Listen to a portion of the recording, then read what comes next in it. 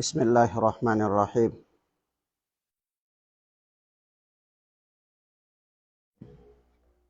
Assalamualaikum warahmatullahi wabarakatuh.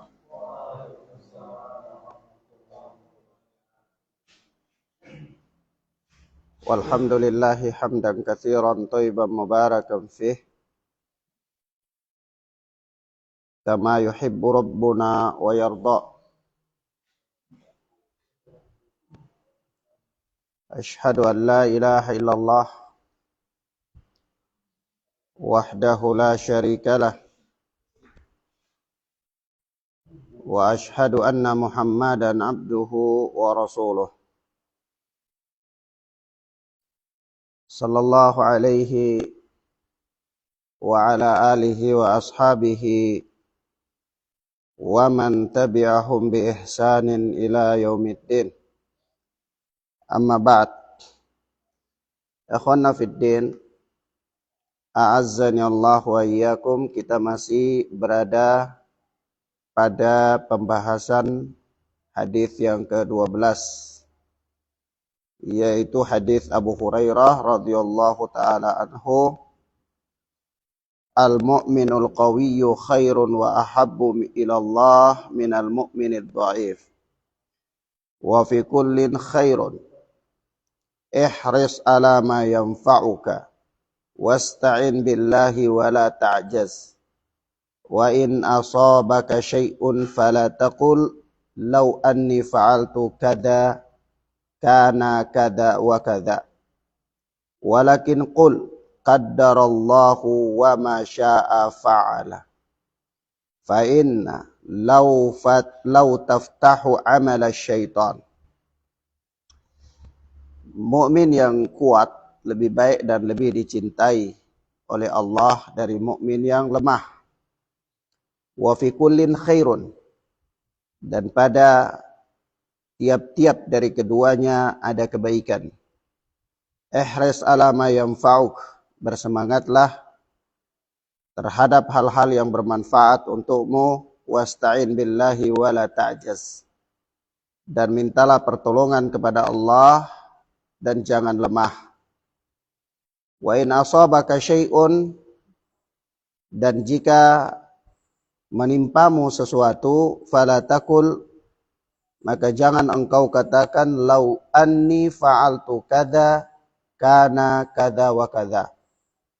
Kalau seandainya aku melakukan demikian, niscaya hasilnya akan demikian dan demikian. Walakin, akan tetapi, qul qaddarallahu wa ma syaa fa'ala. Ucapkanlah qadarullah, qaddarullah. Ini semua adalah ketetapan Allah, wa ma syaa fa'al. Dan Allah menghendaki apa yang Allah perbuat. Fa inna law taftahu amal syaitan. Karena sesungguhnya kata lau, seandainya, taftahu amal syaitan, dia membuka pintu untuk syaitan. Nah, pada pertemuan yang lalu kita telah membahas beberapa perkara penting yang terkait dengan hadis ini. Dan kita juga telah berlalu menyinggung bahwa kalaulah dikatakan perkara yang bermanfaat, maka perkara yang bermanfaat itu ada dua. Ya, ada dua. Yang pertama, bermanfaat untuk urusan dunia.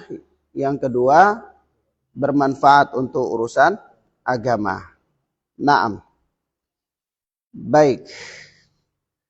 Kemudian ikhwana fiddin azani Allah wa iyyakum, setelah kita jelaskan perkara ini panjang lebar pada pertemuan yang lalu, maka di sini ada beberapa pembahasan tambahan, yakni ketika kita bicara tentang perkara yang bermanfaat untuk agama dan perkara yang bermanfaat untuk dunia, maka ada unsur-unsur yang dapat membawa seseorang untuk meraih perkara yang bermanfaat itu. Telah berlalu kita katakan bahwa perkara yang atau unsur-unsur yang membawa seseorang sehingga dia dapat meraih perkara yang bermanfaat itu ada 3 unsur. Yang pertama, bersemangat. Yang kedua, bersungguh-sungguh. Dan yang ketiga, meminta pertolongan kepada Allah Azza wa Jalla. Baik. Kalau begitu, pokok perkara yang bermanfaat untuk agama itu apa? Begitu pula pokok perkara yang bermanfaat untuk dunia. Kita lihat masing-masing. Maka ikhwan, berkata Syekh Abdurrahman As-Sa'di rahimana wa rahimahullah, fal umurun nafi'ah fid din tarji'u ila amrain. Perkara yang bermanfaat untuk urusan agama itu kembali kepada 2 perkara. Ini pokoknya ada 2. Usulnya ada 2. Perkara yang bermanfaat dalam urusan agama itu ada 2. Kembali kepada 2 hal. Yang pertama ilmu nafi', yang kedua amalun saleh. Ilmu yang bermanfaat dan amal yang saleh. Kenapa ya ikhwan?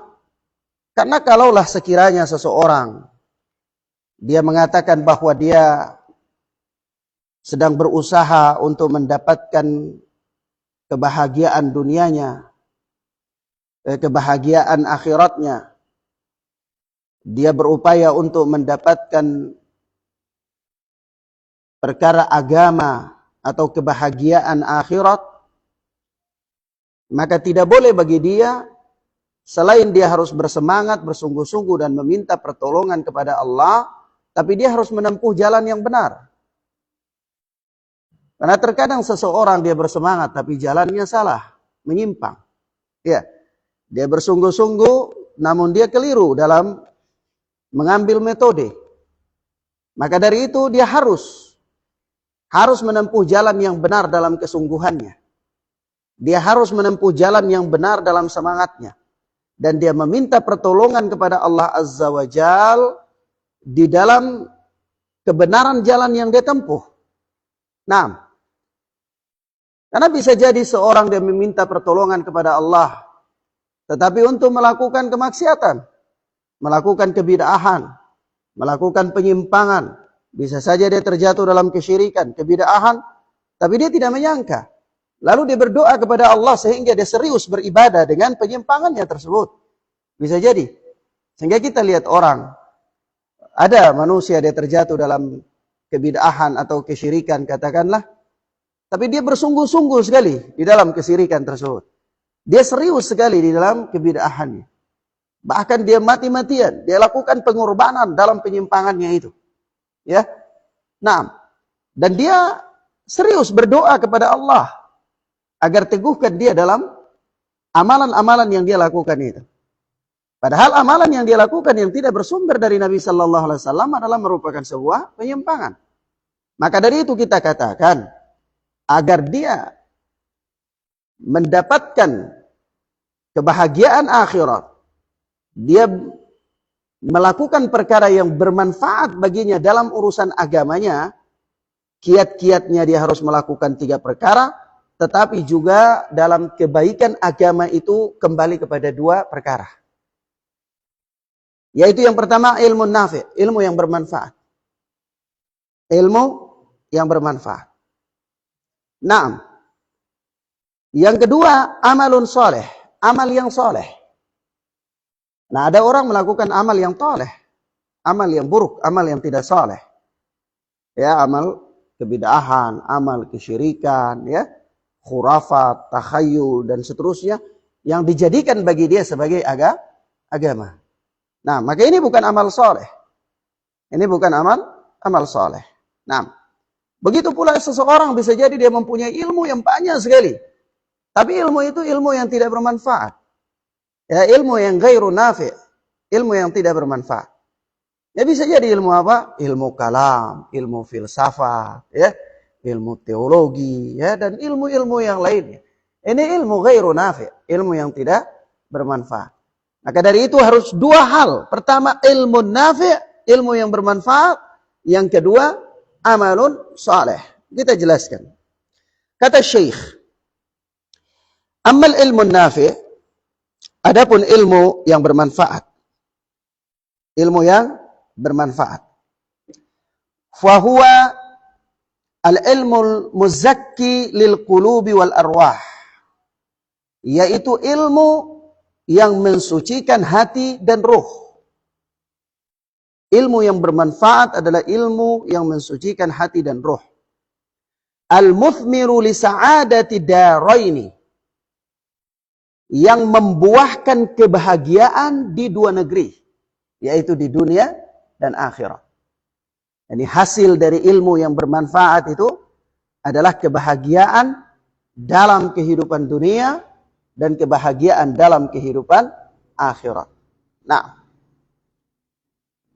wa huwa ma jaa bihi Rasul sallallahu alaihi wasallam min haditsin wa tafsirin wa fiqhin wa ma yu'inu ala dhalika min ulumil arabiyyah bihasabi halatil waqti wal mawdi'il ladzi fihi al insan. Yaitu apa? Ilmu yang mensucikan hati dan roh, yang membuahkan kebahagiaan di dunia dan akhirat, yaitu ilmu yang ja'a bihi Rasul sallallahu alaihi wasallam. Ilmu yang dibawa oleh Rasul sallallahu alaihi wa alihi wasallam. Min hadithin, baik berupa hadis, wa tafsirin, dan tafsir, wa fiqhin, dan fiqh. Yang dibawa oleh Rasul, ilmu yang dibawa oleh Rasul sallallahu alaihi wa alihi wasallam, berupa hadis, tafsir, fiqh, wa ma yu'inu ala dzalika min ulumil arabiyyah bihasbi halatil waqti wal mawdi'il ladzi fihi al insan. Dan ilmu-ilmu yang menyokong atau membantu terlaksananya ilmu-ilmu tersebut, terlaksananya atau ilmu-ilmu yang membantu tegaknya ilmu yang bermanfaat, yaitu berupa ilmu bahasa Arab, ya sesuai dengan keadaan dan tempat seseorang, sesuai dengan yang dibutuhkan olehnya. Dan seorang dia belajar Al-Quran, dia belajar hadis, dia belajar tafsir, dia belajar fikih, dan ada ilmu yang membantu dia untuk itu semua. Ya seperti ilmu bahasa Arab. Ya. Kebutuhannya terhadap bahasa Arab seseorang ya tergantung dari kondisi orang itu. Tergantung dari kondisi orang tersebut. Nah, ini semua masuk di dalam ilmu yang bermanfaat. Masuk dalam ilmu yang bermanfaat. Nah, dan wa tu'inu dzalika yakhtalifu bi ikhtilafil ahwal. Yani penentuannya itu ya tergantung ya berbeda-beda sesuai dengan perbedaan kondisi seseorang. Ya ada orang tua mungkin dia perlu mempelajari hadis, tafsir, fikih sekedar untuk dia beramal. Maka kebutuhannya untuk mempelajari bahasa Arab atau ilmu-ilmu alat untuk perkara tersebut tentu tidak lebih butuh dengan seorang yang dikadir untuk menjadi dai. Ya, berbeda. Nah, seorang yang ingin menjadi dai, dia tentu mempunyai kebutuhan terhadap ilmu alat lebih besar dari seorang yang hanya mempelajari agama untuk beramal. Ya, maka dari situ kata Syekh, perkara ini yakhtalifu biikhtilafil ahwal. Dia kebutuhannya berbeda-beda sesuai dengan keadaan dan kondisi seorang. Nah, wal halatu taqribiyah, ya sederhananya, ayyajtahida talibul ilmi fi hifdhi mukhtasarin min mukhtasaratil fanni alladhi yashtagilu fih. Sederhananya, kebutuhan seseorang dalam mempelajari ilmu-ilmu yang bermanfaat itu sesuai dengan kondisi-kondisinya, sederhananya adalah seorang penuntut ilmu itu dia harus bersungguh-sungguh untuk menghafal ringkasan-ringkasan. Menghafal apa? Ringkasan-ringkasan. Nah, di bidang ilmu yang dia sibuk dengannya. Misalnya seorang sedang sibuk mempelajari nahwu, ilmu nahwu. Ya, dia menghafal. Dianjurkan bagi dia sungguh-sungguh menghafal matan-matan dalam ilmu nahwu, seperti menghafal al-ajurumiyah, ya, dan seterusnya. Atau ketika dia sibuk dalam mempelajari hadis, ya dia sibuk menghafal matan-matan hadis. Dia mulai dari hadis arba'in, kemudian dia naik ke atas, naik lagi ke atas dia hafal Umdatul Ahkam. Ya, kalau bisa lagi dia naik ke atas lagi dia hafal Bulughul Maram, bisa lagi dia hafal Riyadhus Shalihin. Bisa lagi dia hafal Sahih Bukhari, ya, dia hafal Sahih Muslim dan seterusnya. Nah, ya. Sehingga ya ikhwan, ana mau katakan kondisi kami di Darul Hadis negeri Yaman, ana tidak tahu di beberapa tempat, tapi di tempat-tempat yang ana kunjungi dan pernah ana tinggali, itu aib sekali bagi penuntut ilmu kalau dia sudah 4 tahun tapi belum hafal Sahih Bukhari. Aib sekali. Nah, kalau hafal Al-Quran itu umum, biasa. Itu sudah biasa. Jadi orang menghafal Al-Quran itu umum bagi penuntut ilmu. Karena kalau penuntut ilmu tidak hafal Al-Quran itu aib. Ya. Nah, kalau seorang yang duduk di Darul Hadis negeri Yaman, itu 4 tahun dia tidak hafal Sahih Bukhari, itu aib bagi dia. Aib. Nah, kenapa? Kan memang ihtimam. Seorang penuntut ilmu itu dia bersungguh-sungguh dalam menghafal matan-matan kitab, ya. Nah, begitu juga kalau dia ingin mempelajari ilmu mustalahul hadis. Sebelum dia mempelajari ilmu yang besar, yang jauh tahapannya dia hafal dulu Seperti apa? Manzuma al-Baiquniyah, matan syair-syair dalam bidang ilmu mustalahul hadis. Dia hafal. Nah, di sinilah yang dianjurkan oleh Syekh. Karena ini ilmu yang membantu dia untuk mendapatkan ilmu yang bermanfaat, yaitu untuk mendapatkan memahami ilmu yang dibawa oleh Nabi sallallahu alaihi wasallam, baik di bidang hadis, bidang tafsir atau bidang fiqh. Kalau di bidang tafsir, ya dia harus memahami kaidah-kaidah tafsir. Ya, dia harus mempelajari kitab-kitab kecil yang berkaitan dengan kaidah tafsir. Kemudian baru naik lagi ke atas dan seterusnya. Begitu kalau di bidang fikih, dia mulai dengan fikih madhab, kalau memang dia mau. Fikih madhab, ambil salah satu madhab yang dia konsentrasi padanya. Misalnya madhab Hambali atau madhab Syafi'i. Orang Indonesia biasanya umum madhab Syafi'i.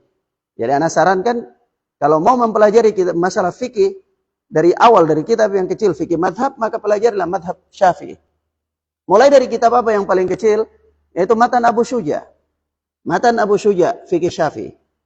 Ana waktu di Darul Hadits Ma'rib, jauh sekali dari ibu kota, itu fikih madhab yang kita pelajari pertama kali adalah Matan Abu Syuja. Dan itu dipelajari sampai 2 tahun. Tipis saja. Tapi 2 tahun baru selesai Matan Abu Syuja. Ya. Nah, kemudian naik ke atas lagi. Ya. Seterusnya dalam fikih Syafi'i ke atas sampai dia mempelajari kitab-kitab besar. Tapi dia mulai dari menghafal matan-matan dalam kitab-kitab kecil. Begitu juga seperti dalam madhab Hambali, dia belajar al-umdah tipis. Ya, fikih madhab Hambali kecil, dia hafal matan-matannya. Kemudian baru naik lagi ke atas dan seterusnya. Nah, di bidang hadis begitu pula. Ya, bidang nahu, bidang bahasa dan seterusnya. Ya. Nah, bidang bahasa dia mulai dari menghafal al-Ajurumiyah, paling tipis sekali. Dari al-Ajurumiyah dia naik ke atas, naik sampai dia menghafal Alfiyah Ibnu Malik, 2000 bait syair. Ya. Yang berbicara dalam bidang bahasa saja, bidang nahu dan bidang sarf. Ini dihafal. Nah, baik, ini kata Syekh. Ya, singkatnya, sederhananya, ayyajtahida talibul ilmi fi hifdhi mukhtasarin min mukhtasaratil fanni alladhi yastagiru fih. Ya, sederhananya seorang penuntut ilmu dia harus bersungguh-sungguh menghafal ringkasan-ringkasan dari ringkasan-ringkasan bab ilmu yang dia sibuk konsentrasi padanya.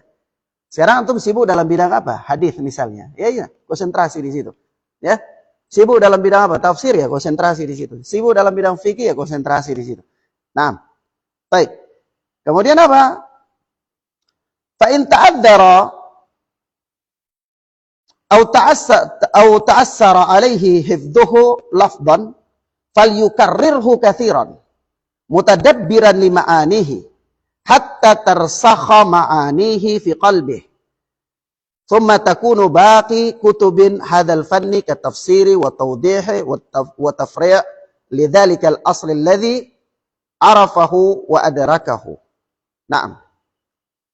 Kalau sekiranya dia dalam berusaha menghafal matan-matan, ringkasan-ringkasan itu sibuk, susah bagi dia, ta'adzar, dia tidak mampu, atau ta'assara, atau dia mengalami kesulitan, ta'assara alaih, dia mengalami kesulitan, hifdhuhu dalam menghafalnya secara lafaz, apa yang dia harus lakukan?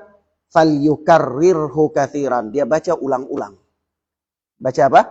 Ulang-ulang. Kalau misalnya seorang dia menghafal, susah bagi dia, maka dia membaca berulang-ulang. Ya. Lebih dari itu semua, bagi seorang penuntut ilmu, perkara yang paling pertama bagi dia adalah dia berusaha untuk menghafal Al-Quran sebelum dia menghafal yang lain. Ya, kalau dia tidak mampu menghafal semuanya, hafal yang dia butuhkan, mulai dari juz ammah. Ya. Kalau dia tidak mampu menghafal juz ammah, agak berat bagi dia baca ulang-ulang, membaca ulang-ulang, terus begitu. Mutadabbiran lima'anihi, sambil mentadabburi maknanya. Hatta tarsakha ma'anihi fi qalbi, sampai makna-makna dari yang dia baca itu terresap dalam hatinya. Ya, begitu dia baca amma yatasaalun, dia terresapi dalam maknanya, oh ini berbicara tentang kiamat ini. Ya, orang-orang bertanya-tanya tentang apa? Hari kiamat. Ya. Dan seterusnya begitu. Begitu dia baca idza sama'un fatarat, ketika langit itu berjatuhan, dia paham ini peristiwa datangnya hari kiamat di mana gunung-gunung hancur, ya, langit lebur dan seterusnya, ya, dan seterusnya. Dia baca ketika idza zulzilatil ardu zilzalaha, ketika bumi diguncangkan oleh guncangan yang sangat dahsyat, dia tahu lagi, oh ini berarti berbicara tentang apa? Bagaimana peristiwa Allah Subhanahu wa taala menaikkan membuat peristiwa tsunami itu datang mengguncang bumi, ya, dan seterusnya. Jadi dia membaca ulang-ulang, meresapi maknanya sampai tarsakha ma'anihi fi qalbi. Makna daripada apa yang dia baca itu teresap di dalam hatinya. Tsumma takunu baqi kutubi hadzal fanni. Kemudian setelah itu dia lalui semua, baru dia mulai lagi mempelajari kitab-kitab di disiplin ilmu tertentu. Ya. Kalau matan-matan ringkasan-ringkasan itu sudah dipelajari dengan baik, maka beralih untuk mempelajari kitab-kitab yang lebih besar dari itu sedikit. Seperti apa? Tafsir, syarah tentang hadis-hadis, ya, dan seterusnya.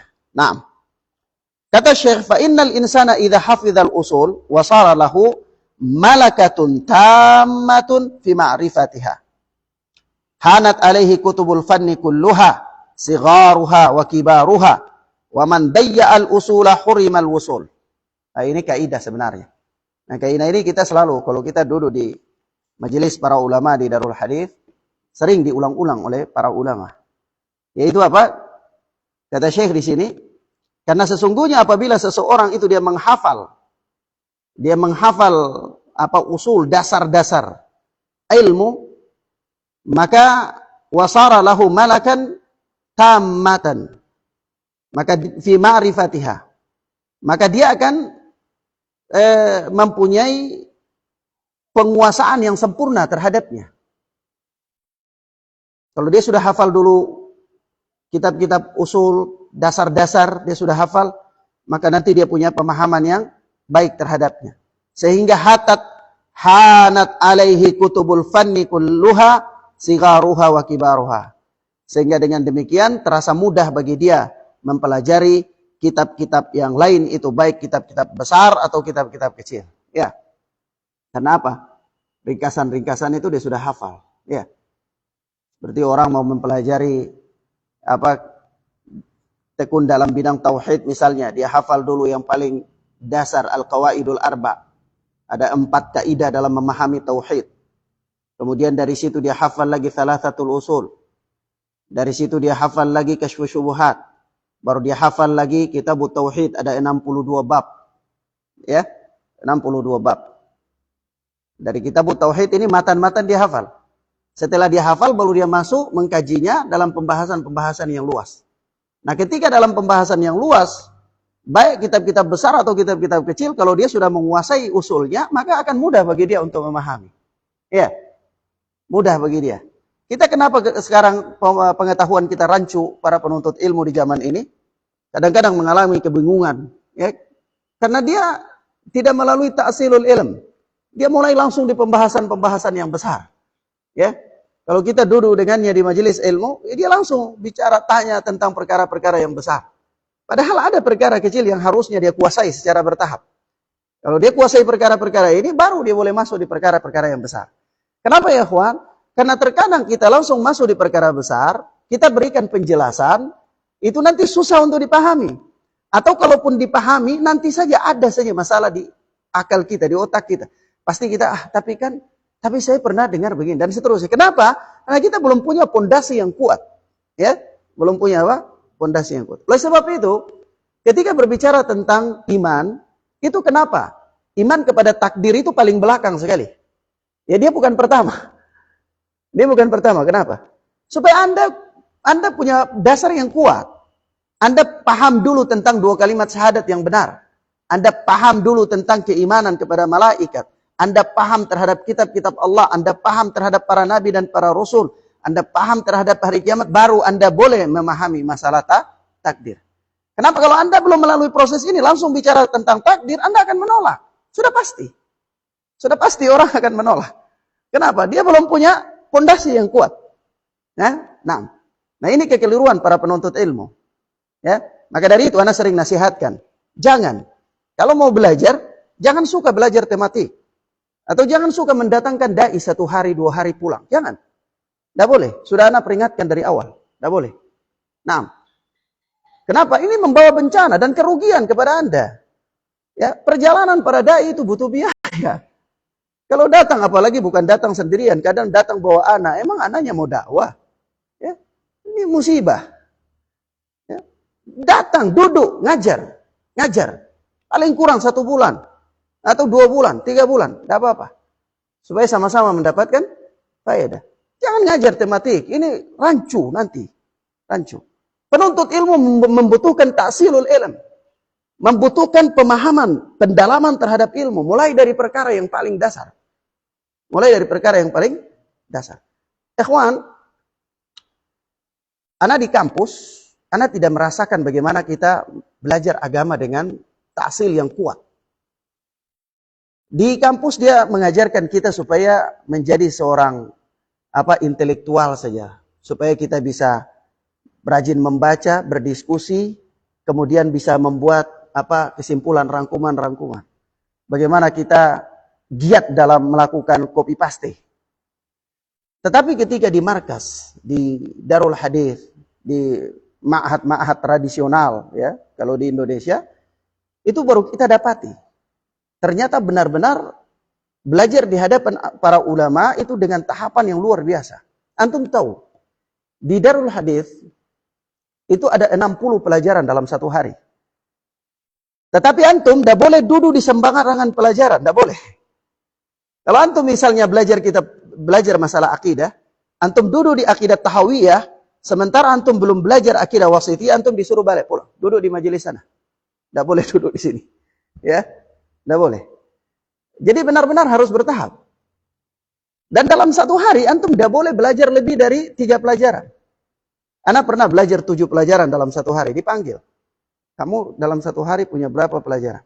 Saya bilang, Syekh 7. Dia bilang, lah, tidak bisa. Nanti kamu tidak bisa tahu apa-apa. Jangan, berhenti. Tinggalkan 4, ambil 3 saja. Subhanallah, ya. Karena memang tadarruj. Maka dari itu kata para ulama, anak sering dengar-dengar di majelis para masyayikh, dan ini diulang-ulang. Salah seorang guru anak selalu mengulang ini, Syekh Muhammad Mani, hafidhana wa hafidhahullah. Ketika anak sudah di Darul Hadis di Sa'wan, terakhir kali. Di situ kemudian anak tinggalkan negeri Yaman, anak terakhir kali duduk di majelis beliau, di markis beliau. Itu beliau sering katakan begini, Man adraka kullu, barang siapa yang mengambil ilmu itu 1 kaligus begitu saja, dahaba minhu kullu. Maka ilmu itu akan pergi dari dia sekaligus juga. Ya. Tetapi al-ilmu bitadarruj, ilmu itu diambil secara bertahap. Secara apa? Bertahap. Dari yang kecil, kemudian terus, kemudian terus, kemudian terus. Ya. Sehingga begitu Anda mengalami permasalahan di atas, atau begitu Anda sampai di kitab-kitab fikih, Anda mendapati silang pendapat, ratusan bahkan ribuan pendapat oleh para ulama, Anda tidak mengalami kebingungan. Ya, Anda tidak mengalami kebingungan. Kenapa? Karena Anda punya prinsip, punya dasar-dasar yang sudah kuat. Ya, nah, bahkan sampai ada satu fan ilmu, ada satu bidang, namanya tarjih. Itu antum sebelum tinggalkan negeri Yaman, bagi yang mau ya, bagi yang mau. Sebelum tinggalkan negeri Yaman, itu antum harus duduk di majelis itu. 1 tahun, yaitu majelis yang mengajarkan antum bagaimana melihat perbedaan pendapat yang begitu banyak di kalangan para ulama, lalu menentukan tarjihnya. Mana yang rajih. Ya. Nah, antum diajarkan. Diajarkan kemudian kenapa ini berbeda? Karena keumuman ya ikhwan, kalau kita sudah masuk di kitab-kitab besar, apalagi kitab fikih, itu kita akan mendapati khilaf pendapat. Pasti. Karena 95% katakanlah dalam permasalahan fikih ini khilaf. Ijma itu sedikit saja. Kesepakatan para ulama itu sedikit sekali. Jadi antum kalau tidak punya dasar yang kuat, antum akan kebingungan ketika menghadapi khilaf, perbedaan pendapat yang begitu banyak. Padahal khilaf itu kan tidak semuanya yuktabar. Tidak semuanya boleh diambil. Ada memang khilaf, tapi khilafnya tidak digubris. Tidak usah, ini anggap saja angin lalu. Ya. Ada khilaf yang memang harus diperhitungkan. Ada khilaf yang harus diperhitungkan. Dan khilaf-khilaf yang diperhitungkan itu, antum harus bisa menentukan mana sisi khilafnya. Apa yang menyebabkan perbedaan pendapat di situ. Ya kan? Kadang-kadang kita cuma tahu ini perbedaan pendapat. Gitu aja kan. Ini perbedaan kan, ada ulama bilang begini, ada syekh bilang begini. Syekh A bilang begini, Syekh B bilang begini, Ustaz. Ini perbedaan pendapat. Tapi kita sendiri tidak tahu kenapa mereka berbeda. Pada sisi mana mereka berbeda. Ya kan? Nah ini membutuhkan ta'sil. Seperti kadang-kadang kita lihat orang, Ustaz, ada orang yang tasyahud gerak-gerakan tangan, ada yang tidak gerak-gerakan tangan. Ini perbedaan pendapat di kalangan para ulama. Tapi pernahkah antum tahu apa sebab adanya perbedaan gerakan dan tidak gerakan? Tidak pernah tahu kan? Tidak pernah tahu.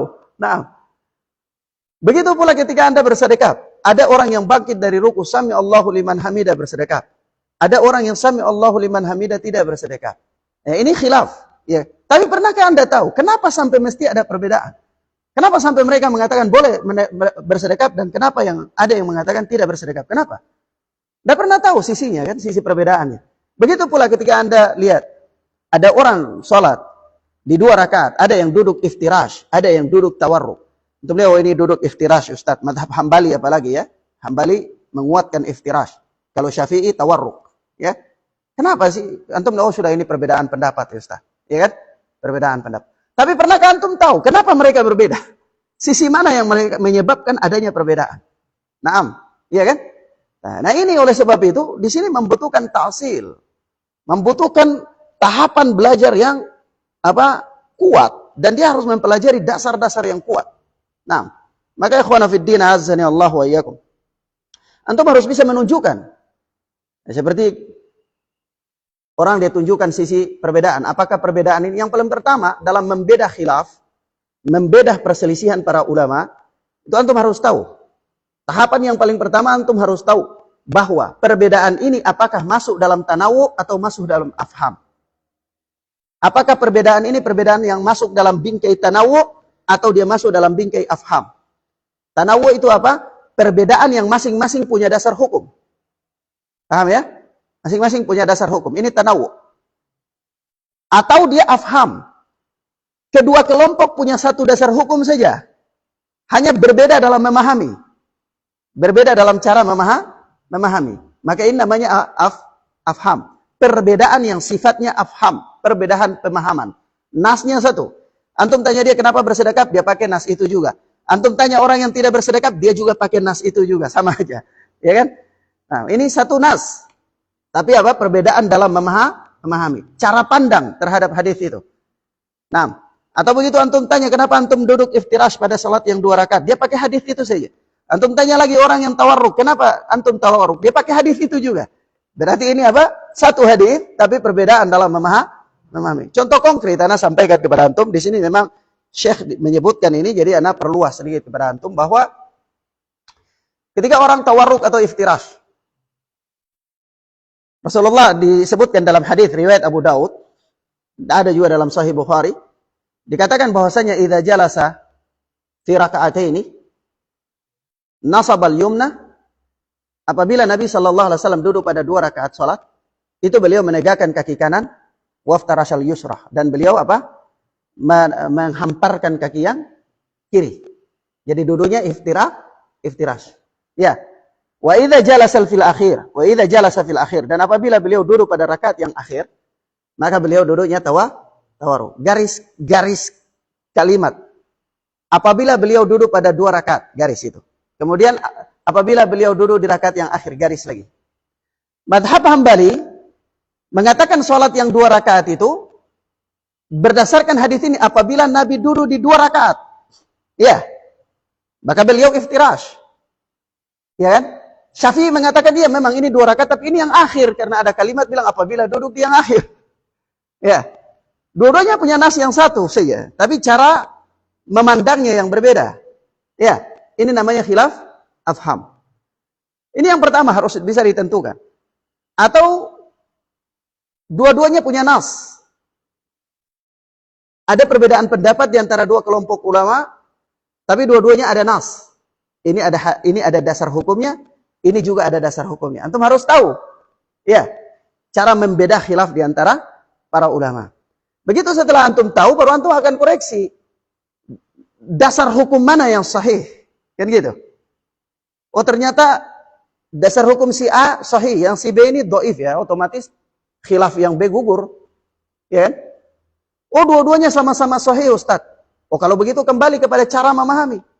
Apakah bisa menggunakan tarikatut tarjih, cara untuk merajih, memilih satu pendapat, atau harus digabungkan dua-dua? Iya kan gitu. Nah ini punya kaidah. Antum tidak mengalami kebingungan. Sebab itu ikhwana fiddin azani Allah wa yakum, ana bilang sekali lagi bahwa memang yang membutuhkan ya pembelajaran ini secara bertahap. Secara bertahap. Maka kata Syekh, kalau Anda sudah menghafal dasar-dasar dalam agama, dalam penguasaan bidang ilmu yang Anda miliki, kemudian Anda akan mendapati pemahaman yang baik, maka begitu Anda masuk di kitab-kitab besar, Anda akan mudah untuk memahami. Ya, akan mudah untuk memahami. Maka dari itu kalau cari-cari artikel di medsos, jangan baca yang berat-berat. Baca yang ringan-ringan dulu. Jangan langsung baca yang berat. Ya. Begitu pula kalau dengar kajian di medsos, jangan langsung dengar kajian-kajian yang berat-berat. Dengar yang ringan-ringan dulu. Kalau ada yang berat muncul, lewatkan saja. Lewatkan saja. Ya. Nah. Kemudian apa ikhwana fiddin azani Allah wa yakum? Kata Syekh, "Wa man dayya'al usul hurimal wusul." Barang siapa yang menyia-nyiakan untuk mempelajari usul, prinsip-prinsip dasar, niscaya hurimal wusul. Dia tidak akan sampai kepada tujuan. Dia tidak akan sampai dalam di tujuan. Yani tidak akan mampu memahami agama dengan baik. Dia akan mengalami kebingungan di tengah. Ya. Kalau dia tidak mempelajari usul, menyia-nyiakan usul. Mahfum ya? Kenapa kita bicara seperti ini? Ya, karena ini Syekh sedang berbicara tentang ilmu yang bermanfaat. Sedang ilmu yang bermanfaat. Nah, bagaimana caranya mendapatkan ilmu yang bermanfaat? Pertama, ilmu yang bermanfaat. Apa itu ilmu yang bermanfaat? Ilmu yang bermanfaat itu ilmu yang dibawa oleh Rasul sallallahu alaihi wasallam. Dengan kata lain, qala Allah wa qala Rasul. Iya kan? Naam, firman Allah dan sunnah sabda Nabi sallallahu alaihi wasallam. Nah, bagaimana memahami sabda Nabi itu dengan baik? Ini proses-proses untuk mempelajarinya. Mulai dari perkara-perkara yang kecil, ya kan? Dari perkara-perkara yang dasar, kemudian meningkat sampai pada perkara yang tinggi. Nah, baik. Kemudian selanjutnya kata Syekh, "Wa man harasa 'ala hadzal ladzi dzakarnahu wasta'ana billah, a'ana Allahu wa baraka fi ilmihi wa tariqihi alladzi salakah." Barang siapa yang bersungguh-sungguh pada apa yang kita katakan ini, yaitu untuk mempelajari ilmu yang bermanfaat, dia mulai dari yang kecil, menghafal ringkasan-ringkasan, kemudian baru dia naik pembahasan yang besar, lalu dia wasta'ana billah, dia mengiringinya dengan memohon pertolongan kepada Allah, a'ana Allah, niscaya Allah akan menolong dia dalam memahami apa yang dia usahakan. Wa baraka fi ilmihi, dan Allah akan memberikan keberkahan pada ilmunya, wa tariqihi alladzi salaka, dan jalan yang dia tempuh. Ya. Nah, kemudian kata Syekh memberikan peringatan kemudian ya bagi orang yang mencari ilmu yang bermanfaat. Peringatan beliau, "Wa man salaka fi talabil ilmi ghaira hadhihi tariqati nafi'ah." Barang siapa yang berusaha dalam mencari ilmu tidak menempuh jalan yang bermanfaat ini, yang kita sebutkan ini. Ya, tadi Syekh itu memberikan kepada kita kaidah-kaidah dalam belajar. Ya, maka kata Syekh, barang siapa yang mempelajari ilmu agama tidak menempuh cara-cara seperti ini, fatat alaihil awqat walam yudrik illal ana'a kama huwa ma'rufun bitajribah wal waqi'u yashhadu bih. Niscaya akan hilang darinya banyak waktu, walam yudrik illal ana'a, dan dia tidak mendapati kecuali kelelahan saja, kama huwa ma'rufun bitajribah wal waqi' yashhadu bih, sebagaimana pada kenyataannya hal ini ada. Ya, ada orang yang dia belajar agama secara serampangan atau asal copot saja, tidak melalui proses-proses yang dikatakan oleh Syekh, maka dia akan habis waktu yang banyak. Ya, dia akan habis waktu yang banyak. Dan sudah begitu habis waktu yang banyak, apa yang dia dapati? Lelah yang dia dapati. Lelah, karena pemahamannya akan sepenggal di sini, nanti sepenggal lagi di sini, sepenggal lagi di situ, sepenggal lagi di sana, akhirnya jadi repot dia nantinya. Iya, jadi repot. Maka waktunya banyak akan terbuang. Ya, waktunya banyak akan terbuang. Nah, kalau waktu sudah banyak terbuang, yang dia dapat adalah kelelahan. Dan ini kenyataan. Kenyataan menunjukkan hal tersebut. Dan antum tahu siapa ini Syekh Abdurrahman As-Sa'di? Syekh Abdurrahman As-Sa'di ini ulama besar, gurunya para ulama. Ya. Syekh Abdurrahman As-Sa'di ini muridnya kepada Syekh Ibnu Utsaimin, muridnya kepada Syekh Ibnu Baz, muridnya kepada Syekh Al-Basam, ya. Muridnya ulama-ulama besar zaman ini, abad 20. Ya. Nah, walaupun memang Syekh Abdurrahman As-Sa'di ini pernah disidang oleh para ulama Mamlakatus Saudiyah. Pernah dipanggil dan mereka berdiskusi dengan Asy-Syaikh. Yaitu beliau mempunyai satu karangan khusus tentang Ya'juj dan Ma'juj. Ya. Nah, di karangan inilah kemudian Syekh itu dipanggil, didiskusikan di hadapan para ulama. Tetapi kesimpulannya Al-Allamah Syekh As-Sa'di adalah alim besar, ya. Nah, maka kemudian kata beliau rahimana wa rahimahullah, fa in yassarallahu lahu mualliman yuhsinu tariqatat ta'lim wa masalikat tafhim tamma lahu sababul muwassilu ilal ilmi.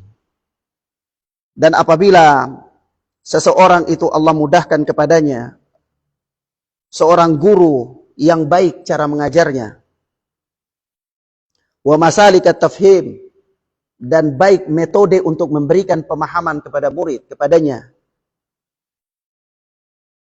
kata beliau, tamma lahu sababul muwassil ilal ilmi, maka sempurnalah sebab-sebab yang bisa menyampaikan dia kepada ilmu. Ya. Jadi di sini ada dua faktor dalam mendapatkan ilmu yang nafi ini. Dalam mendapatkan ilmu yang nafi ini, yang pertama harus menempuh tariqah yang benar, cara yang benar. Cara yang benar itu memulai dengan memberikan perhatian kepada ringkasan-ringkasan ilmu di bidang yang kita pelajari. Apakah bidang hadis, apakah bidang tafsir, apakah bidang fikih, ya, dan seterusnya. Ringkasan-ringkasan. Kemudian memperkuat usul dalam bidang ilmu yang kita sedang geluti, takhassus, kejuruan, ya. Nah, yang kita belajar secara khusus. Lalu baru naik kepada ilmu-ilmu yang besar. Setelah itu yang kedua, faktor yang kedua adalah memiliki guru yang baik. Guru yang baik cara mengajarnya, dan cara memberikan pemahaman pun baik. Maka dengan demikian, maka dia akan sampai pada mendapatkan ilmu yang nafi. Mendapatkan ilmu yang nafi. Nah, kadang-kadang seorang guru dia punya ilmu yang banyak, alim dia, tapi dia dalam menyampaikan pemahaman kepada murid itu sulit. Ya. Nah, ada dia punya tariqah yang sulit dimengerti oleh murid. Ada guru yang dia punya ilmu tidak terlalu begitu dalam, tapi dia punya cara penyampaian itu mudah diterima. Dia punya cara, metode untuk memberikan pemahaman pun gampang untuk dipahami. Nah, ini juga bagus, ya. Maka untuk mendapatkan ilmu yang nafi harus ada dua. Pertama, proses tariqah belajar yang benar, ya, tariqah cara belajar yang benar. Yang kedua mempunyai guru yang baik, cara uslub mengajarnya, metodenya, ya. Memiliki guru yang mempunyai metode yang baik. Naam. Wa ammal amru tsani, adapun perkara yang kedua, yaitu perkara yang amalun saleh. Kalau perkara yang bermanfaat dalam hal agama itu dua kan, ilmu nafi' dan amalun saleh. Ilmu nafi' tadi kita bahas, sekarang yang kedua adalah amalun saleh. Wa huwa al-amalu saleh. Wa huwa alladhi jama'a al-ikhlasa lillahi wal mutaba'ata li Rasul sallallahu alaihi wasallam. وهو تقرب إلى الله باعتقاد ما يجب لله من صفات الكمال وما يستحقه على عباده من العبودية وتنزيهه أما لا يليق بجلاله وتصديقه تصديق رسوله في كل خبر أخبار به وأما مضى وأما يستقبل عن الرسل والكتب والملائكة وأحوال الآخرة والجنة والنار والثواب والعقاب وغير ذلك. Kata beliau, amal yang saleh itu adalah amal yang terkumpul padanya keikhlasan kepada Allah. Amal yang terkumpul padanya keikhlasan kepada Allah. Wal mutaba'atu li Rasul, dan mengikuti Rasul. Mengikuti Rasul. Jadi amal yang dikatakan amal saleh itu apa? Amal yang ikhlas dan amal yang mengikuti petunjuk Rasulullah sallallahu alaihi wasallam. Ini amal saleh. Kalau seseorang beramal tidak ikhlas walaupun mengikuti petunjuk Rasulullah, ini bukan amal saleh. Ya. Begitu pula seseorang dia beramal ikhlas tapi tidak mengikuti petunjuk Rasulullah sallallahu alaihi wasallam, ini juga bukan amal saleh. Jadi amal saleh itu amal yang ada padanya ikhlas dan mutaba'ah li Rasul sallallahu alaihi wasallam. Mengikuti Rasul sallallahu alaihi wa alihi wasallam. Naam. Wa huwa at-taqarrubu ila Allah bi i'tiqadi ma yajibu lillahi min sifatil kamal. Yaitu mendekatkan diri kepada Allah dengan keyakinan yang wajib bagi Allah dari sifat-sifatnya yang sempurna. Wa ma yastahiqquhu li ibadihi minal ubudiyah. Dan apa-apa yang Allah berhak atasnya terhadap hamba-hambanya dari penghambaan kepada Allah. Dan mensucikan Allah dari apa-apa yang tidak pantas bagi Allah. Mensucikan Allah dari apa-apa yang tidak pantas bagi Allah. Ini berkaitan dengan nama-nama dan sifat-sifat Allah. Wa tasdiquhu tasdiqu rasulihi fi kulli khabarin akhbarabih, dan membenarkan berita-berita yang dikabarkan oleh Rasulullah sallallahu alaihi wasallam. Amma madha wa amma yustaqbal, baik peristiwa yang telah lalu atau peristiwa yang akan datang. Jadi Nabi misalnya mengabarkan tentang kejadian-kejadian yang ada pada Bani Israel, ya. Kita tidak menyaksikan, tapi kita pun mengimaninya, ya. Seperti Nabi mengabarkan tentang Ashabul Ukhdud, ya. Ya, Nabi menerangkan, kita meyakininya, membenarkan. Atau berita-berita akan datang. Jadi Nabi bercerita tentang hari kiamat, ya, tanda-tanda kiamat, datangnya Dajjal, ya, dan seterusnya. Itu kita imani. Begitu pula, ya, para rasul, kisah-kisah para rasul, ya, kitab-kitab, malaikat-malaikat, dan keadaan kondisi hari kiamat, surga, neraka, balasan, pahala, dan hukuman, dan seterusnya. Itu kalau sahih berita-berita itu datang dari Rasulullah sallallahu alaihi wasallam, maka harus mempercayainya, ya, harus membenarkannya. Nah, ini bagian dari amal saleh, bagian dari amal saleh. Nah, kemudian kata Syekh, "Tsumma yas'a fi ada'i ma faradallahu ala ibadihi min huquqillah wa huquqi khalqihi." Kemudian berusaha untuk menunaikan apa-apa yang Allah wajibkan kepada hamba-hambanya dari hak-hak Allah dan hak-hak hamba. Ya, berusaha untuk menunaikan apa-apa yang Allah wajibkan kepada hamba-hambanya, ya, berupa hak-hak Allah dan hak-hak hamba, baik berupa ibadah-ibadah wajib atau ibadah-ibadah sunnah, ya, terutama ibadah-ibadah sunnah yang ditekankan. Ibadah sunnah itu ada yang gairu muakkadah, ada yang muakkadah, ya. Nah, seperti apa? Kita beri contoh seperti sholat. Sholat sunnah itu ada yang gairu muakkadah, ada yang muakkadah, ya. Seperti sholat sunnah rawatib. Sholat sunnah rawatib ini sholat muakkadah, sholat yang sangat ditekankan. Ada berapa rakaat sholat sunnah rawatib? 12 rakaat. Dalam sebagian riwayat 10 rakaat. Hadits Ibnu Umar. Ya. Nah, yaitu apa? 2 rakaat sebelum duhur. 4 rakaat setelah duhur. 2 rakaat setelah maghrib. 2 rakaat sebelum subuh. Iya. 2 rakaat setelah isya. Berapa itu?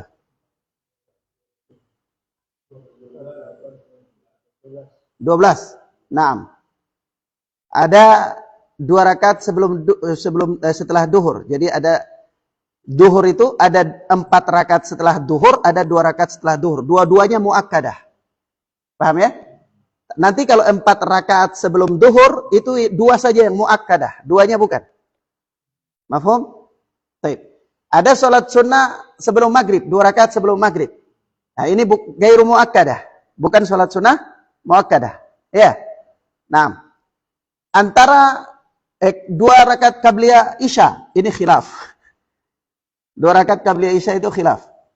Sebagian para ulama berhujjah dengan dalil umum mengatakan boleh. Seperti Syekh Ibnu Baz. Syekh Ibnu Baz mengatakan boleh 2 rakaat sebelum isya. Tapi dia bukan rawatib. Ya. Dia juga bukan rawatib, apalagi muakkadah, bukan. Dalilnya umum, bainal adzanaini shalah. Antara 2 adzan itu ada salat sunnah. Itu antara adzan dan iqamah itu ada salat sunnah. Jadi di isya juga kan antara adzan dan qamat di salat isya itu ada salat sunnah. Itu dalil umum, ya.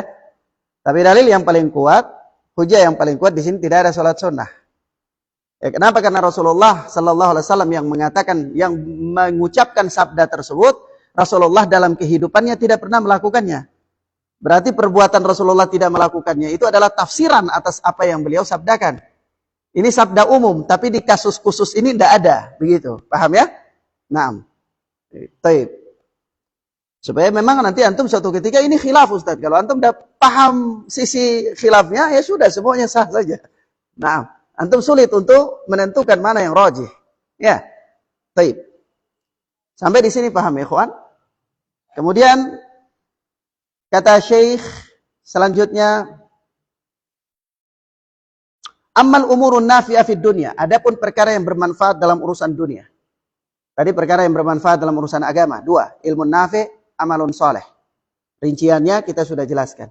Sekarang al-umuru an-nafi'ah fid dunya. Perkara yang bermanfaat untuk urusan dunia. Perkara yang bermanfaat untuk urusan dunia itu apa? Kata Syekh, fal abdu labudda lahu min talabir rizqi. Fayambagi ay yasluka anfa'al asbabid dunyawiyah al-la'iqati bihalih. Wa dhalika yakhtalifu bi ikhtilafin nas. Seorang hamba dia harus talabir rizq, harus berusaha cari rizki. Ya, harus berusaha kerja, ya. Seorang hamba itu jangan cuma tidur-tidur, harus berusaha kerja, cari rizki. Fayam bagi ayas luka anfa'al asbabid dunyawiyah al-la'iqati bihalih. Dan sepantasnya bagi dia untuk menempuh jalan-jalan yang paling bermanfaat. Yang paling bermanfaat untuk mendapatkan dunia sesuai dengan kondisinya. Ya. Kan dunia ini luas nih. Usaha-usaha juga beraneka ragaman dan macam-macam. Ya. Maka seorang hamba ketika dia bekerja dalam urusan dunia, dia harus menempuh cara yang paling mudah bagi dia. Dan paling bermanfaat. Ya. Untuk mendapatkan dunia dalam usahanya itu. Kenapa begitu, Ustaz? Ya karena supaya jangan energinya habis banyak dalam urusan dunia. Nanti dia beribadah susah. Coba kalau energi antum sudah habis banyak dalam urusan dunia, antum mau sholat lain sudah tidur-tidur. Ya, bahkan tidak bisa lagi sholat lain. Sah-sah saja sebenarnya karena sholat lain juga bukan ibadah fardu, ya. Tapi ikhwan, kalau antum pelajari fikih madhab sampai di bab peradilan, itu nanti tentang saksi-saksi, ya ikhwan, itu seluruh madhab Ahmad, Hambali, madhab Syafi'i, dan Anda dapati juga madhab Maliki, Anda dapati juga satu keterangan dalam madhab Hanafi, bahwa mereka tidak menerima persaksian orang yang meninggalkan sholat malam terus-menerus. Jadi kalau orang mau didatangkan jadi saksi dalam pengadilan, orang ini dilihat. Kalau dia tidak pernah sholat malam, kau jangan bersaksi. Ganti yang lain, ini tidak layak jadi saksi. Ya, nah, subhanallah. Ya, nah itulah para a'immah. Itu para a'immah. Nah, terlepas dari memang ini ibadah, bukan wajib, ya, bukan wajib.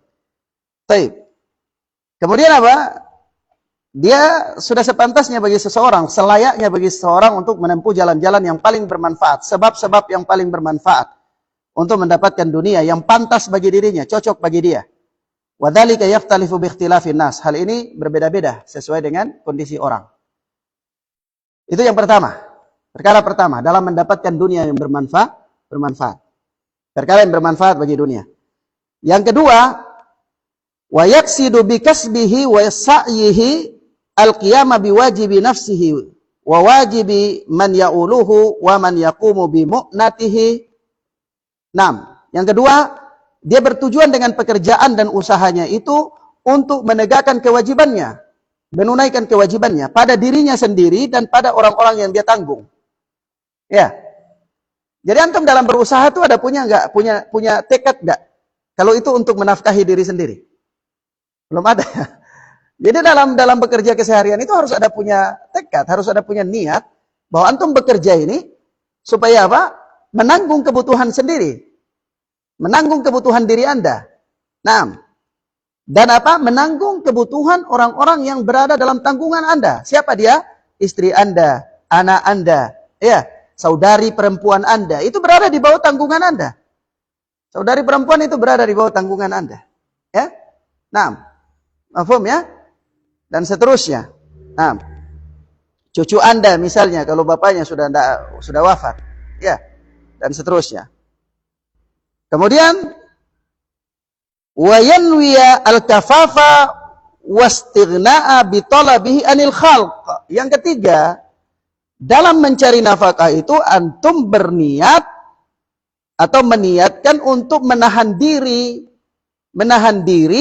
dan merasa cukup dari minta-minta kepada orang lain. Paham ya? Jadi kita bekerja ini supaya maksudnya kita menafkahi diri sendiri, menafkahi orang lain, dan jangan kita minta-minta kepada orang lain kita. Ya. Dalam berusaha mencari dunia yang bermanfaat, perkara yang bermanfaat bagi dunia. Baik. Mafhum sampai situ? Yang keempat adalah apa? Untuk menunaikan kewajiban-kewajiban yang khususnya berkaitan dengan harta. Kewajiban-kewajiban yang khususnya berkaitan dengan harta. Apa itu? Minaz zakati was sadaqah. Zakat, sadaqah. Ya. Nah, itu kewajiban yang berkaitan dengan harta. Nah. Mafhum ya ikhwan? Tentu dari semua itu adalah berusaha mencari penghasilan yang halal dan baik. Ya. Kalau misalnya penghasilan itu sudah halal dan baik, maka metode yang harus ditempuh itu cara yang paling bermanfaat untuk mendapatkannya, yang paling bermanfaat mendapatkannya, paling mudah, kemudian meniatkan untuk menafkahi diri sendiri dan keluarga, orang-orang yang ditanggung, kemudian berniat supaya tidak meminta-minta kepada orang lain, kemudian menunaikan kewajiban-kewajiban yang berkaitan dengan harta itu. Ya ini zakat. Ya. Mafhum? Baik, paham ya? Karena ikhwan, Masya Allah ya, meminta-minta ini modelnya banyak. Apalagi di zaman ini ya. Zaman ini minta-minta modern itu banyak sekali. Ya. Orang sibuk dengan proposal-proposal, ya, dan seterusnya. Jadi minta-minta terselubung itu banyak. Nah, ada orang kadang-kadang, Ustaz gimana kondisinya? Sehat, alhamdulillah anak sehat, tapi istri anak-anak lagi sakit. Oh iya, enggak apa-apa Ustaz, ini ambil uang beli obat. Tujuannya kan jadinya gitu. Ini parah. Akhwana fiddin azani Allah wa iyyakum, Asy-Syaikh Muqbil bin Hadi rahmatullah alaih itu menulis satu buku khusus tebal segini, itu judulnya Dhammul Mas'alah, tercelanya meminta-minta. Tercelanya apa? Meminta-minta. Beliau menyebutkan dengan sanad-sanadnya. Ya. Kenapa ya, ikhwan? Karena kita beribadah kepada Allah ini sesuai dengan kesanggupan kita. Mafhum? Kalau Anda tidak sanggup, jangan paksakan diri beribadah dalam hal yang Anda tidak sanggup. Apalagi berkaitan dengan harta. Berkaitan dengan apa? Harta. Ada orang tidak punya kemampuan ilmu, tidak punya kemampuan harta, tapi mau buat yayasan. Untuk apa? Anda tidak diwajibkan untuk buat yayasan. Ya.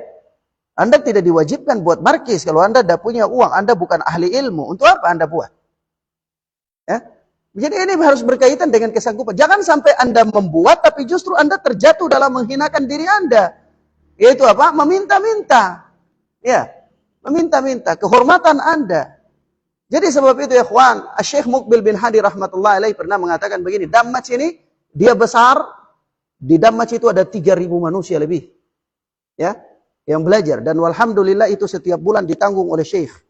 Dari mana? Dari hasil karya Syekh. Syekh Muqbil menulis kitab-kitab dijual, lalu harga jualnya itu bagi-bagikan kepada para santri.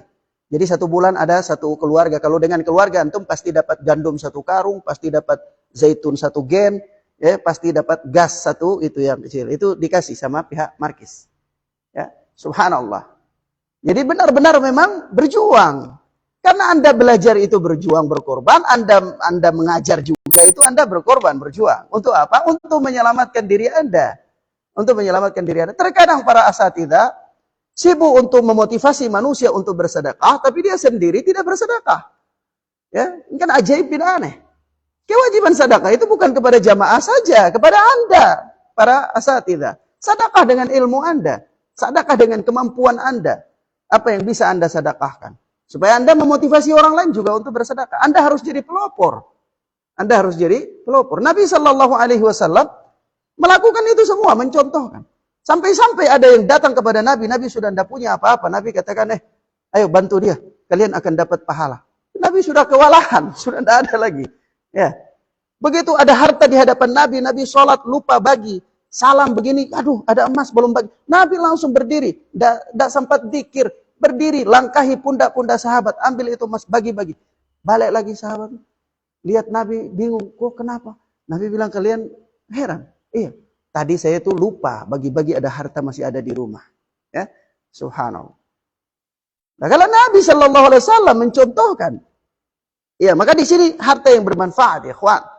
Dunia, perkara yang bermanfaat dalam urusan dunia berkaitan dengan mencari harta ini yang harus dipahami dengan baik. Yang pertama, yang poin yang paling penting itu adalah al-kafaf, menahan diri, punya iffah, punya harga diri. Punya harga diri. Yaitu apa?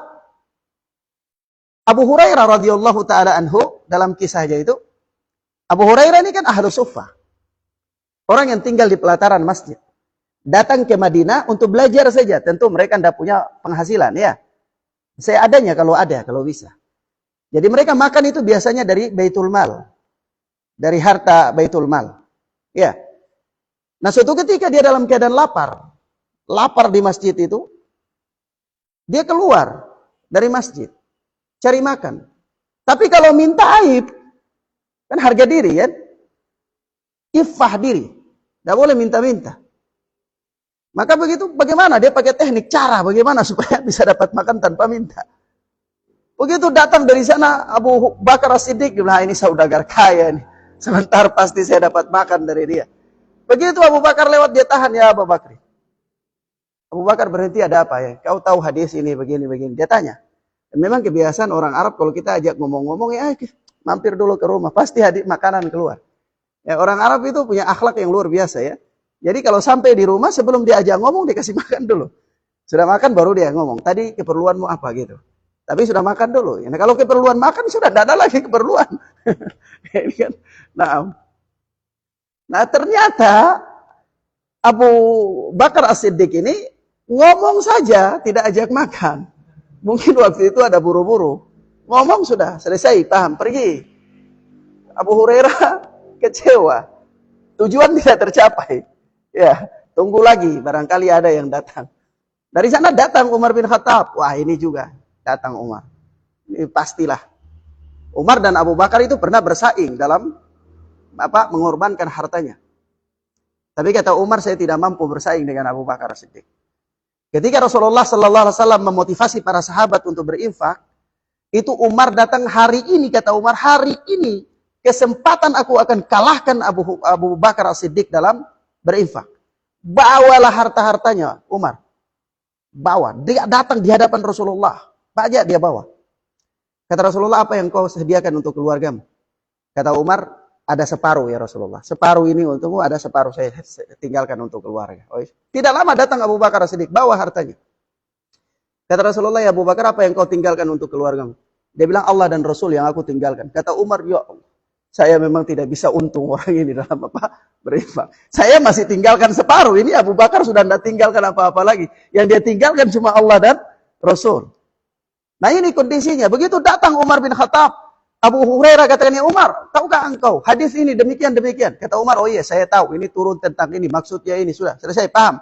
Ya sudah saya pergi dulu. Pergilah Umar bin Khattab. Abu Bakar Siddiq sedih. Abu Hurairah sedih. Tunggu lagi dia. Kira-kira ada orang yang datang lagi, yang bisa memahami maksud dia. Ternyata datang Rasulullah Sallallahu Alaihi Wasallam. Disebutkan dalam Musnad Ahmad. Begitu Abu Hurairah ini mau tahan Rasulullah tersenyum. Abu Hurairah heran, ya Rasulullah kenapa tersenyum? Kata Rasulullah, engkau lapar.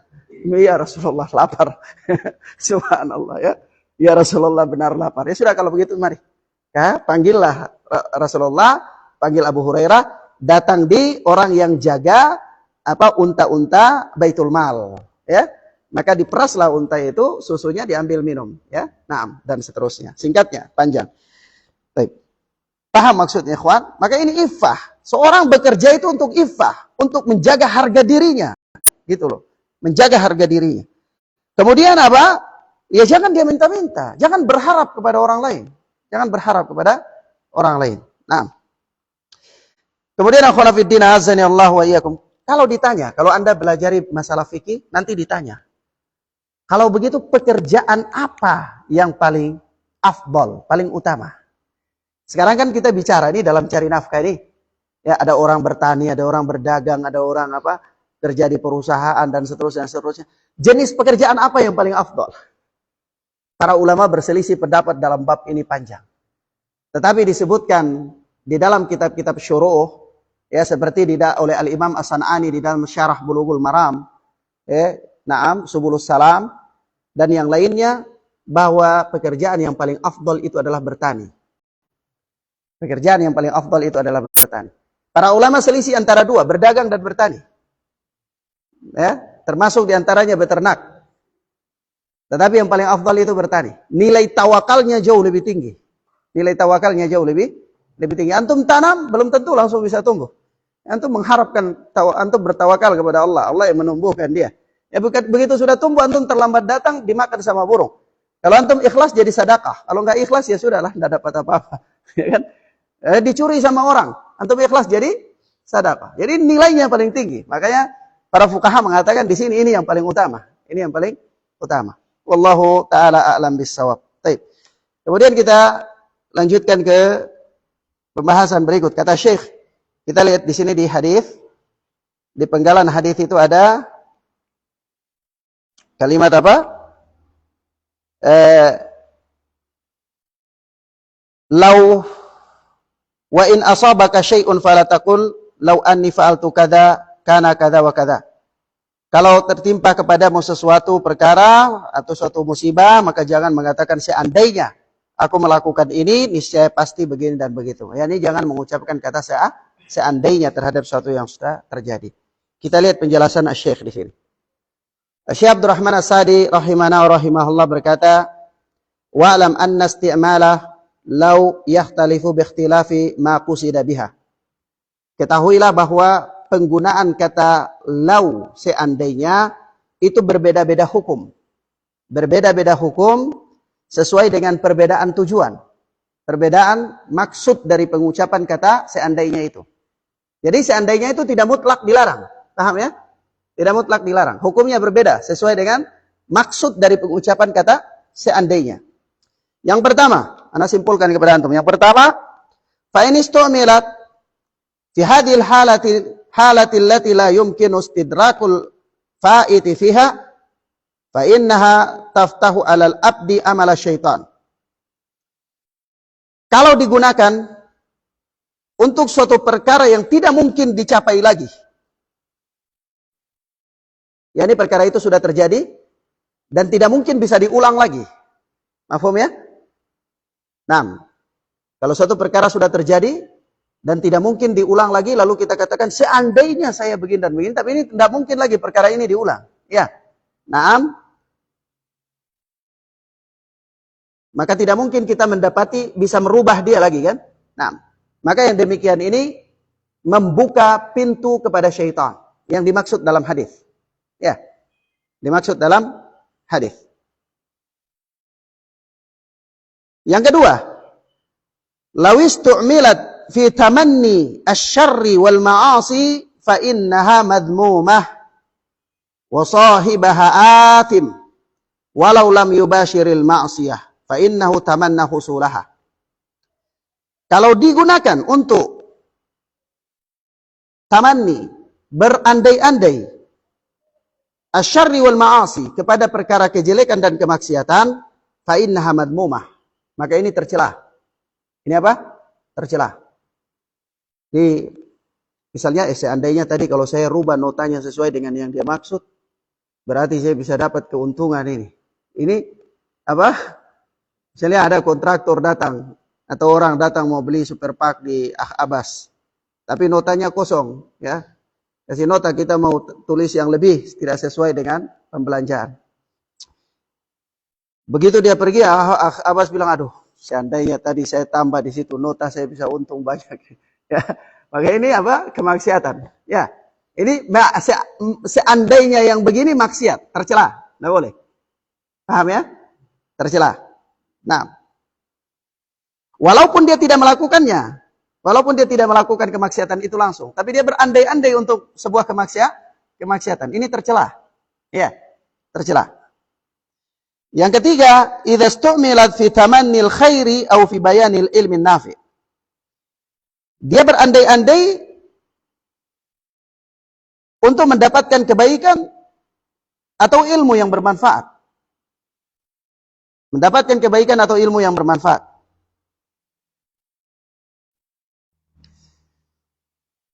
Untuk menjelaskan ilmu yang bermanfaat. Fa innaha mahmudah. Yang demikian ini terpuji. Yang demikian ini apa? Terpuji. Ini seorang dia, misalnya dia duduk-duduk, dia katakan, seandainya saya belajar kepada Syekh Fulan, saya mendapatkan ilmu yang banyak. Atau seandainya saya menghafal ini dan ini, maka saya pasti sudah memiliki ilmu demikian dan demikian. Nah, ini baik, ini mahmudah. Seandainya yang begini terpuji. Ya apa? Terpuji. Jadi yang tercela, yang dilarang dalam hadis itu, pengucapan kata seandainya untuk suatu peristiwa yang telah berlalu dan tidak mungkin antum dapatkan lagi. Paham ya? Nah, ini tercela. Ini tidak boleh. Ini yang dimaksudkan dengan hadis ini. Mafhum ya? Baik. Kemudian faedah penutup, bahwa disunnahkan untuk mengucapkan qaddarallahu wa ma syaa fa'ala. Ya. Nah, mengucapkan kalimat ini apabila terjadi sesuatu yang tidak antum inginkan. Ya. Ada antum mendapatkan suatu kerugian, mendapatkan suatu musibah, atau mendapatkan sesuatu yang tidak sesuai dengan keinginan, maka disunnahkan untuk mengucapkan qaddarallahu wa ma syaa fa'ala. Ya. Nah. Baik. Wallahu ta'ala a'lam bis-shawab. Ikhwana fid din azzani Allahu wa iyyakum. Ini beberapa hal yang bisa kita sampaikan pada kesempatan ini. Kita hanya bisa memberikan ya penjelasan tentang hadis yang ke-12 ya. Hadis yang ke-12, penjelasan sambungan dari pertemuan yang kemarin. Insyaallah taala kita lanjutkan pada hadis-hadis berikutnya di pertemuan berikut biidznillah taala. Baik, sampai di sini ada yang mau ditanyakan? Baik, silakan.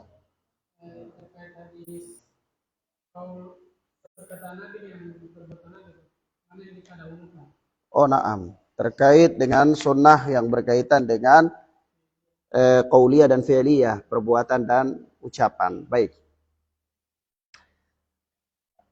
Ana ringkaskan kepada antum begini, bahwa pada pertemuan lalu ana singgung ya, bahwa di antara jenis-jenis sunnah itu ada sunnah ucapan, ada sunnah perbuatan.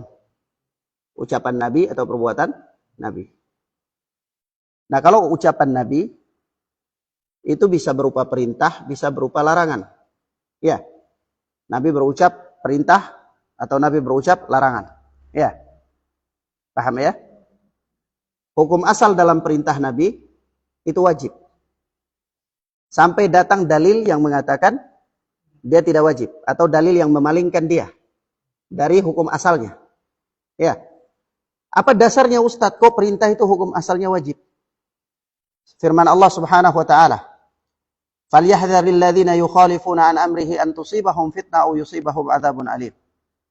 Hendaklah orang-orang yang menyelisihi perintah Rasul, mereka takut ditimpahkan kepada mereka fitnah atau ditimpahkan kepada mereka adab yang pedih. Maka kalau seandainya ya meninggalkan perintah Nabi bukan wajib, tidak mungkin diancam dengan dosa atau ditimpahkan musibah. Ya. Paham ya? Maka ini dalil bahwa hukum asal perintah Nabi itu adalah wajib. Sampai ada keterangan yang mengatakan dia bukan wajib. Nah. Yang kedua, larangan. Hukum asal larangan Nabi itu haram. Hukum asal apa? Larangan Nabi itu haram. Sampai ada keterangan bahwa larangan itu bukan haram. Contohnya banyak ya. Kemarin Anda sudah berikan contoh tentang mandi janabah ya. Seorang suami mandi janabah dari sisa mandi air janabah istrinya. Nah, atau misalnya contoh yang lain, Nabi melarang dari apa? Riba. Nabi melarang dari riba. Maka hukum asal riba itu haram. Siapa yang mengatakan riba ada yang makruh, dia harus datangkan dalil. Ya, supaya bisa memalingkan dia dari hukum asalnya. Paham ya? Selama tidak ada, dia kembali kepada hukum asal, yaitu haram. Adapun perbuatan Nabi Sallallahu Alaihi Wasallam itu hukumnya yustahab, disukai untuk dilakukan. Kalau tidak dilakukan, tidak berdosa, tidak berdosa. Tapi kalau antum melakukannya, ini disukai. Nah, biasanya sunnah perbuatan Nabi inilah yang para fuqaha, para ahli fikih katakan sunnah menurut definisi mereka, yaitu dilakukan dapat pahala, ditinggalkan tidak berdosa. Ya, itu menurut ahli fikih itu sunnah dengan definisi tersebut. Itu maksudnya adalah sunnah yang khusus dalam perkara perbuatan Nabi saja. Dalam perbuatan apa? Nabi. Contohnya apa? Contohnya Nabi kalau pakai baju, saya belum tahu ya kalau Nabi itu pakai jubah itu kayak kita. Ya, saya belum tahu. Jubah kita ini kebiasaan, pakaian adat, pakaian kebiasaan. Ya, nanti ada jubah Maroko, ada jubah Sudan, itu bukan sunnah Nabi. Ya. Jadi jangan antum pakai jubah Maroko, antum bilang ini sunnah, jangan. Ya, bukan. Nah, mafhum ya. Jadi soal pakaian itu kembali kepada adat kebiasaan negeri masing-masing. Tidak apa-apa. Selama antum pakai pakaian tidak ada gambar makhluk hidup. Kalau kembali kepada kebiasaan masing-masing wilayah, lalu antum pakai batik Papua, ya janganlah. Itu ada gambar apa? Burung cendrawasih, tidak boleh. Ya. Tapi pakai yang polos, yang tidak mengganggu ketika orang sholat dengan antum. Ya. Sarung, ya, itu kebiasaan. Nah, karena kalau kita baca di dalam Syama'il Muhammadiyah, ya ditulis oleh Imam At-Tirmidzi, Abu Isa At-Tirmidzi, itu hadis-hadis yang berbicara tentang Nabi. Postur tubuh Nabi, rambut Nabi, tinggi badan Nabi, bentuk dada Nabi, cara tidur Nabi, cara makan Nabi, cara jalan Nabi, pokoknya cara bergaul Nabi, semuanya ada dalam Syama'il Muhammadiyah itu. Yang kita dapatin Nabi pakai pakaian itu 2 potong. Potong bagian atas yang namanya gamis panjang, dan potong bagian bawah yang namanya izar. Dan potong yang ketiga namanya rida, selendang. Sajadah besar kayak Habib-Habib biasa pakai itu mungkin ya. Kurang lebih itu untuk tutup bagian pundak. Karena memang dulu kan tidak ada pakaian yang semewah kita ya. Kadang-kadang pakaian itu seadanya. Jadi butuh rida itu untuk tutup bagian atas. Bagian atas apa? Pundak. Ya. Nah. Tapi ala kulli hal ya sudah, itu bukan, itu masalah adat kebiasaan saja. Mana yang lebih mudah bagi Anda? Mana yang lebih tertutup aurat? Ya. Mana yang lebih tertutup aurat? Ya, pakai jubah lebih enak bagi antum, lebih praktis, ya sudah, itu tidak ada masalah. Tapi yang Nabi pakai itu sorban hitam. Sorban hitam. Itu jelas dalam riwayat. Nah, kalau antum tidak pakai sorban hitam, berdosa apa tidak? Tidak berdosa. Tapi kalau antum pakai sorban hitam dengan maksud mengikuti Rasulullah, dapat pahala. Dapat pahala. Ini perbuatan Nabi. Ya. Perbuatan Nabi Sallallahu Alaihi Wasallam. Ya. Nah. Begitu pula Nabi kalau berbuka puasa, itu beliau makan tamar. Tidak ada dalam perintah ya. Hadis yang memerintahkan berbuka puasa dengan tamar itu doif. Doif. Nah, tetapi perbuatan Nabi berbuka dengan makan yang kurma itu ada. Perbuatan Nabi.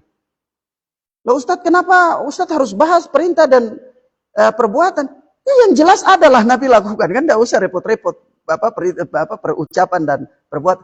Nah, penting membahas ucapan dan perbuatan. Karena kalau nanti ucapan bisa jadi wajib loh, ini sangat dianjurkan nih buka puasa dengan kurma ini, ya kan? Tapi kalau hanya dia sekedar perbuatan saja, ya untuk boleh dengan kurma, pisang masa juga boleh, jeruk nggak apa-apa. Yang mana yang mudah enak bagi antum, ya? Paham ya? Nah, makanya di sini perbuatan Nabi. Antum lakukan dengan maksud ikuti Nabi dapat pahala, tidak lakukan pun tidak berdosa. Ya, tidak berdosa. Begitu juga rambut Nabi panjang. Rambut Nabi itu di bawah ujung telinga ini dan di atas pundak ini. Kira-kira segini. Ya, nah segini.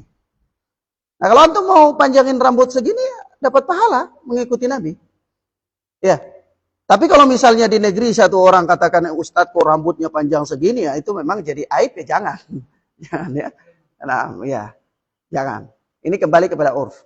Sebab itu, perhatikan baik-baik, dalam sunnah fi'liyah perbuatan Nabi, itu ketika hendak diamalkan kembali kepada urf.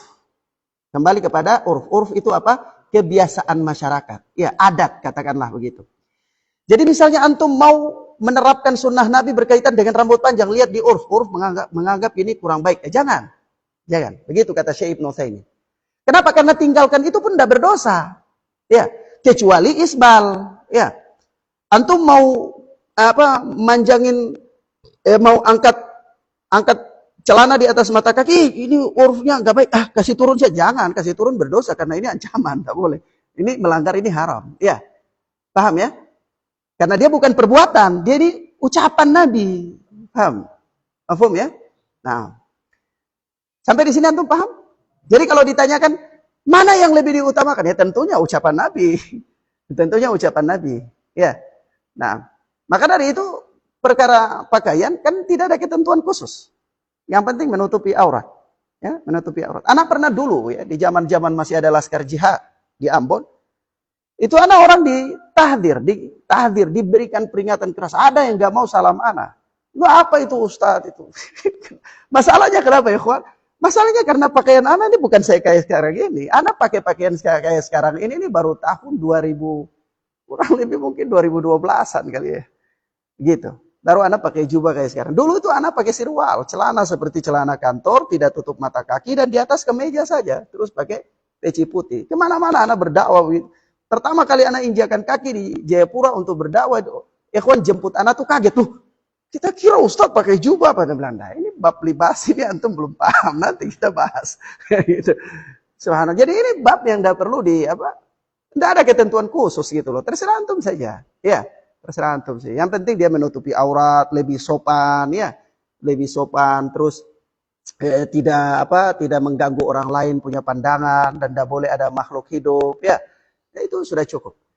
Maka kita katakan di sini lagi, kalau ditanyakan mana yang lebih diutamakan, mana yang harus diperhatikan lebih utama, maka yang diperhatikan lebih utama dalam perkara pembagian sunnah ini adalah sunnah qauliyah, ucapan.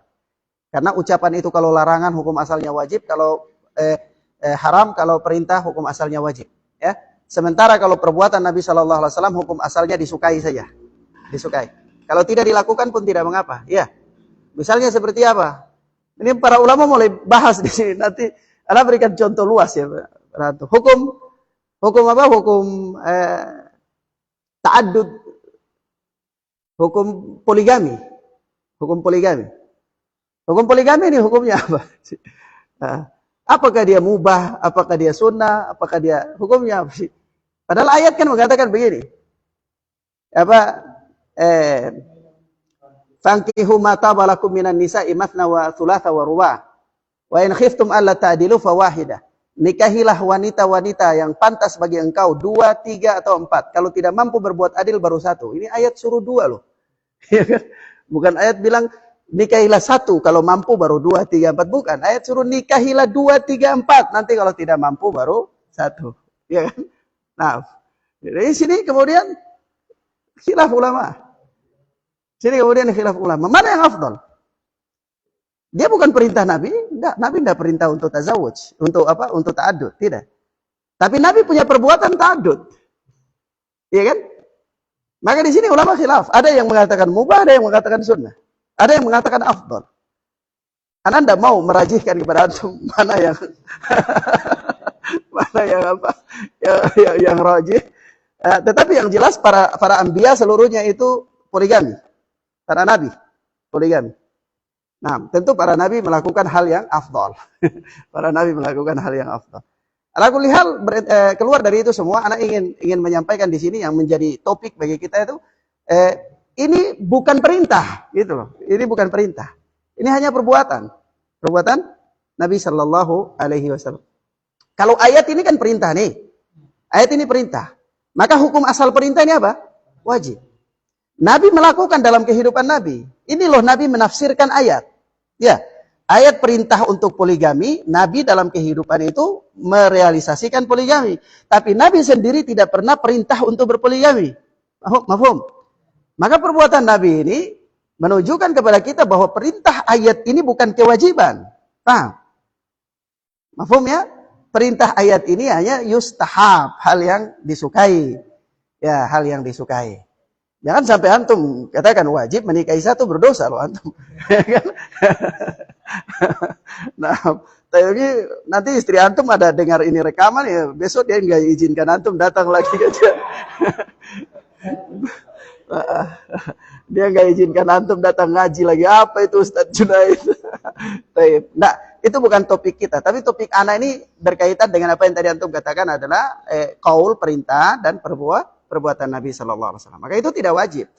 Karena ini adalah perbuatan Nabi Shallallahu Alaihi Wasallam, ini tidak wajib, ya, tidak wajib. Nah, Wallahu taala a'lam bis-shawab. Nah.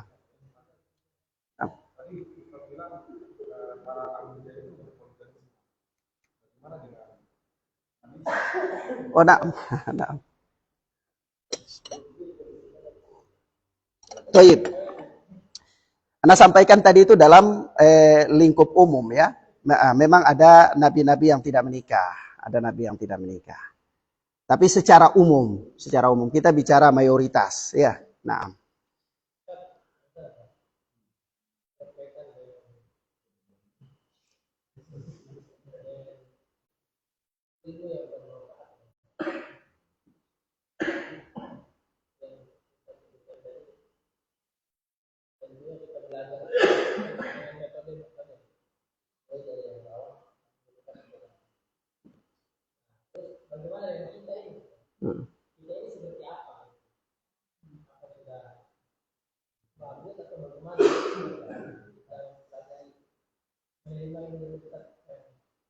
Ayo nak.